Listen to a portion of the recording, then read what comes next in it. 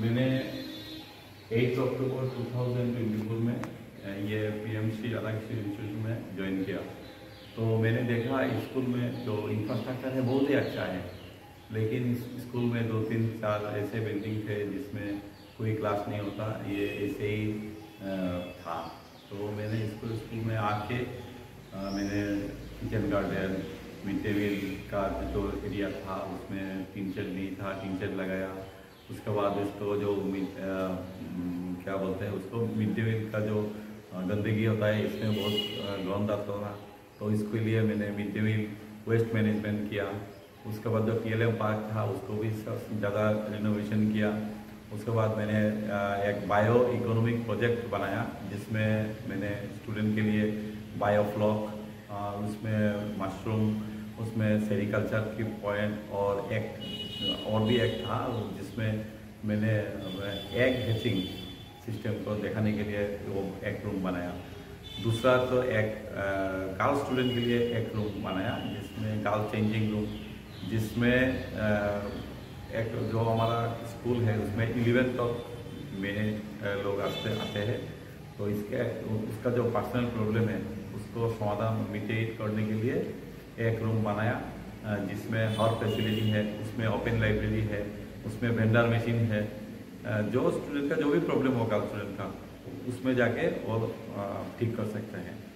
तो उसके साइड में मैंने इंटीग्रेटेड लैब बनाया जो 6 to 10 के लिए, यहाँ साइंस के लिए 11-12 है, लेकिन 6 to 10 के लिए कोई नहीं है, मतलब वो लाइब्रेरी लैब नहीं है। तो एक लैब बनाया।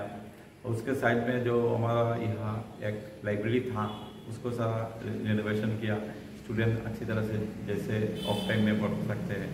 मैंने हर बिल्डिंग में एक कॉर्नर बनाया जिसको मैंने पॉजिटिव कॉर्नर नाम दिया, जिसमें जो डिप्रेस स्टूडेंट है इसके लिए कुछ फ्लैक्स में कुछ कोटेशन लगाया, जिस कोटेशन पढ़ के स्टूडेंट को इंस्पायर हो सकते हैं, जैसे उसका सामने क्या करना है, उसका एम इन लाइफ ठीक कर सकते हैं। उसके बाद मैंने जो और एक किया, जो हर स्कूल में किचन गार्डन है, मैंने भी स्कूल में किचन गार्डन बनाया। उसके साइड में मैंने फ्रूट गार्डन बनाया जिसमें ड्रैगन फ्रूट है। इसके साथ साथ हमारा स्कूल में किचन में एक एरिया है जिसमें और कोई घास नहीं हो सकता, प्लेन नहीं हो सकते। इसके लिए मैंने 100 बिटल नेट्स लगाया। तो ये सब किया, इसका मकसद यही है क्योंकि स्कूल में एनरोलमेंट को बढ़ाना है, ड्रॉप आउट को कमाना है। तो इसमें देखा है कि हमारा जो 2024-25 है इसमें स्टूडेंट स्ट्रेंथ था 646। अभी जो सेशन शुरू हुआ इसमें 700 स्टूडेंट है। यही मेरा कोशिश है कि आगे मेरा जो टीचर है सभी अच्छा है, सब मुझे हेल्प करते हैं। जो भी हमारा एजुकेशन दफ्तर का जो भी गाइडलाइन आता है सब मिल के हम करते हैं। हमारे यहाँ 2-4 ऐसे टीचर है जो बहुत अच्छा है, उसका हॉस्टल भी अच्छा चल रहा है, हमारा ST हॉस्टल भी है। उसके साइड में ST हॉस्टल में मैंने आर्ट प्रोजेक्ट किया कि हमारा फ्री आर्ट स्कूल, क्योंकि मैंने बचपन में कुछ आर्ट सीखा था। तो मैंने सोचा कि जो पहाड़ी इलाका से आते हैं, रिमोट एरिया से, उसके लिए मैंने हर रविवार को एक फ्री आर्ट स्कूल चलाने का मन किया है। और ठीक है, थैंक यू। একটা পুরানো রুম ছিল, ঠিক আছে, যে রুমটা পরিত্যক্ত আছে, আমরা কি করছি মানে 6 to 10 এর লেখা, যদিও আমাদের প্র্যাকটিক্যাল অনেক জিনিস আছে। আমরা যেমন এই জিনিসটা আছে ডাইজেস্টিভ সিস্টেম, সবাই তো ডাইজেস্টিভ সিস্টেম জানো, কিন্তু আমরা জানি না যে পেটের মধ্যে আমাদের কি কি জিনিস আছে। এটা ছবিতে দেখছি, ঠিক আছে না? তো আমরা এখানে দেখতে পাবো ডাইজেস্টিভ মডেল, ঠিক আছে। এই যে লাং দেখা যাচ্ছে, লিভার দেখা যাচ্ছে, ঠিক আছে না? এইভাবে এখানে কিন্তু লেখা আছে, আমরা এটা দেখে নিতে পারি। আমরা কেলিকে এই রুটটা বানাইছি, এলডিও বানাইছি। এখানে তোমাদের আমাদের দেখো বিভিন্ন ফিজিক্সের জিনিস আছে, ঠিক আছে। এই যে টেম্পারেচার, আমরা যে আমাদের রুম টেম্পারেচার দেখতে পাবো, অনেক জিনিস আছে। শুধু তোমাদের সময় দিতে পারবো। এই এটা হলো ওয়েদার থার্মোমিটার, আমাদের এখন টেম্পারেচার কত উঠতেছে ইচ্ছা করলে আমরা দেখতে পারবো। এখন আছে 30 ডিগ্রি, যখন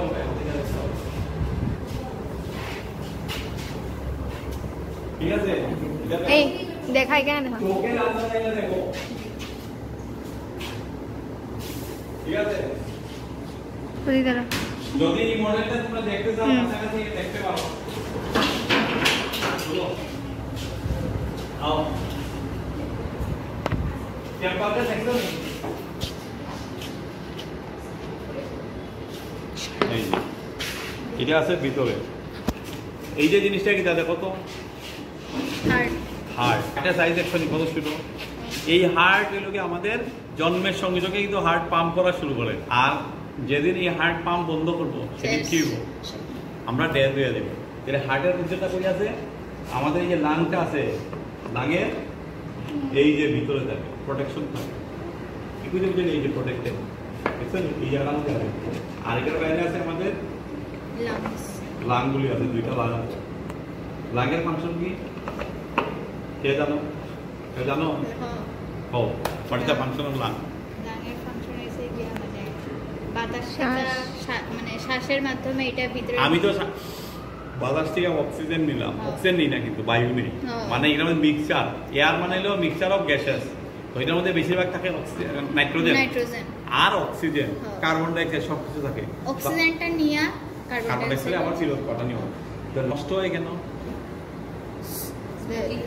স্মোকিং। এটা খেয়াল রাখতে পারো, ঠিক আছে? লাংয়ের পরে আছে দেখো এই জায়গাটা কিনা লিভার। লিভারের ফাংশন কি? লিভারের ফাংশনটা হইলো আমাদের আমরা যে খাবারটা খাইতেছি এই খাবারের স্টোরেজ করে রাখে, ঠিক আছে? এরপরে আছে আমাদের কি এই এখানে আমাদের পার্টস গুলি লেখা আছে, প্যানক্রিয়াস, তারপরে আছে স্টমাক, লিভার, ঠিক আছে? তারপরে আছে এই স্মল ইন্টেস্টাইন, এই যে এটা লার্জ ইন্টেস্টাইন, লার্জ ইন্টেস্টাইন। তারপরে ভিতরে দিয়ে গেলে পরে পেজ দিয়ে দিয়া স্মল ইন্টেস্টাইন। তা আমরা কিন্তু এইরকম একটা মডেল থাকে পুরো মানুষকে যদি কাটো, যদি কেউ মেডিকেল পড়ো তাহলে তো মানুষের কাটতে পারবে আসল মানুষ। ও আমার ছেলে যে আছে এত লুকে লুকে ভিডিও বানায় দিচ্ছে আমার দুটা, নিজেরা ব্রেন কাটার পরে নিজস্ব করার পরে ব্রেনটা কি করে দেখতে লাগে, কি কিছু বুঝছো না? তুমি যদি মেডিকেল পড়ো তাহলে একটা মানুষকে কিন্তু ঠিক ডাইজেস্ট করতে পারবে। এই দেখো শোনো, এইটা দিয়ে তোমার কিন্তু এখনই অভ্যাস আনতে লাগবে, অভ্যাস হইতো না। তাহলে আমার কি ইন্টারেস্ট কি করতে লাগবো? পড়ার দিকে ইন্টারেস্ট করতে লাগবো। এইবার দেখো আমরা একটু জাস্ট ফটাফট দেখাই দিই। আমরা এই রুটটাতে ফুড চেইন আছে, ফুড চেইন দিয়ে, ফুড চেইন কি সবাই জানো? এই যে ফুড চেইন, ফুড চেইনের সবচেয়ে নিচে আছে কনজিউমার যারা, ঠিক আছে না? তারা হলো সেকেন্ডারি কনজিউমার, স্নেক সেকেন্ডারি, তারপরে আছে প্রাইমারি, দেখো এটা হলো প্রাইমারি, আর সবের উপর আছে কে? এটা ঈগল। ঈগল কিন্তু সবসময় মাংসই খায়, ঈগল কোন সময় ঘাস খাইতো, ঠিক আছে? এই লোকিয়া তোমার এখানে আমরা একটা ফুড চেইনটা আছে। এরপরে দেখো তোমরা এটা খুব জানা দরকার হবে, ডিফারেন্ট লার্নিং স্টাইল। কিভাবে স্টাইল আছে? ভিজুয়াল, সেদিন একবার বুঝিয়ে দিচ্ছি কিন্তু ভিজুয়াল, অডিটরি, এরপর আছে রিড এন্ড রাইট, আর আছে এটা কি আছে কাইনেটিক লার্নিং বাই ডুইং। মানে হলো গিয়া লার্নিং বাই ডুইং, যেটা করবা সেটাই সবচেয়ে বেশি মনে থাকবো আমার। এই যে দিছে এটার মধ্যে দেখো incorporate body movement, tactile touch, feel, hands on. আমরা সবকে বলবো যে প্র্যাকটিক্যালি এখানে আছে আমাদের, তোমরা এই প্র্যাকটিক্যালি এটা দেখতে হবে, ঠিক আছে? চলো এখানে আমরা দেখো এখানে একটা ফ্লেক্স লাগাইছি, যে ফ্লেক্সের মধ্যে আছে বেটি বাঁচাও বেটি পড়াও। তার মানে কি না কেউ বুঝতে পারবে? বেটি বাঁচাও বেটি পড়াও মানে কি? যা মনে হয় তা কো।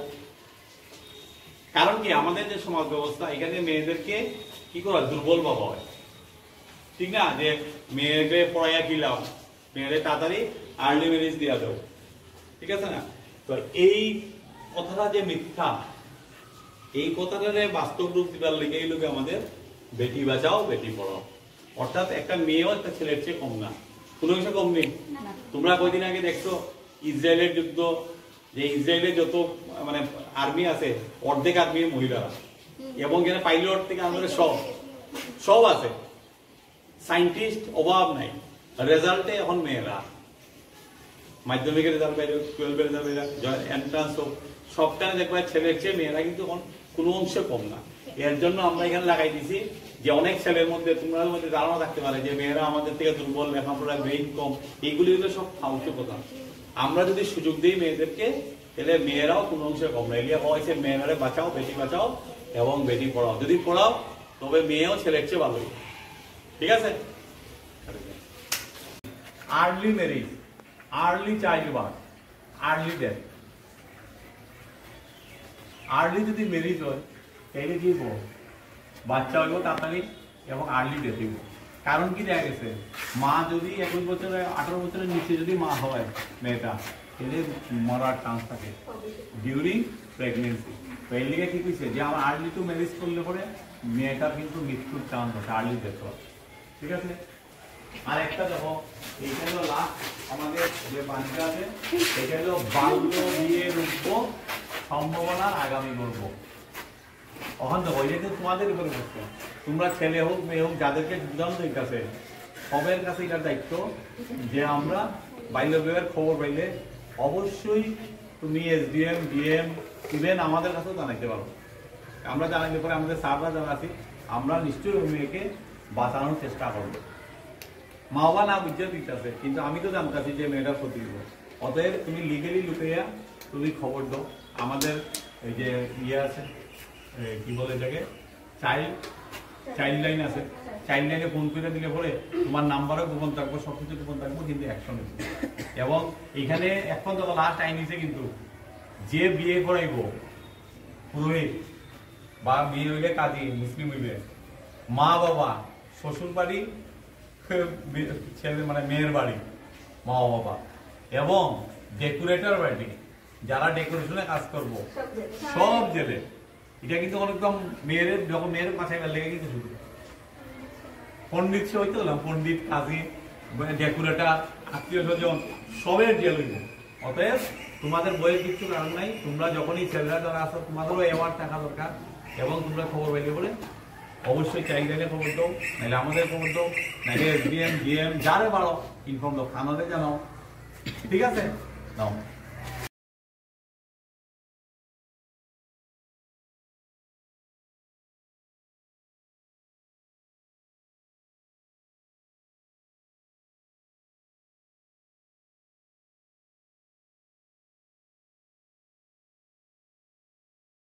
तो मेरे जो स्कूल में आके मैंने देखा है हमारा एक मिड डे मील रूम था जिसमें वो टाइल्स नहीं था, तो टाइल्स लगाया। फिर मैंने सोचा कि हमारा जो स्टेट का जो प्रॉब्लम है कि एंटी ड्रग, और जो हमारा यंग स्टूडेंट है उसमें एक नशा आ जाता है ड्रग का और टबाको का जो नशा है वो होता है। तो मैंने सोचा कि हमारा ये ड्राइंग रूम को, डाइनिंग हॉल को ऐसे बनाए कि यहाँ स्टूडेंट जब खाएगा तो देखेगा कि ये खोलने से ये उसका ये हो सकता है। जैसे मैंने लगाया कि स्मोकिंग के ऊपर, एल्कोहल के ऊपर या टैबलेट के ऊपर है। तो ये मैंने किया कि हमारा जो यंग लर्नर है उसमें एक मैसेज जाए कि हमको वो ड्रग नहीं खाना है, और जैसे मेरा हेल्थी जो हमारा गुड हेल्थ के लिए वो अच्छा नहीं है। तो ये एक मैसेज था। तो मैंने बहुत कोशिश किया कि स्टूडेंट समझे कि ये ड्रग लेना अच्छा नहीं है।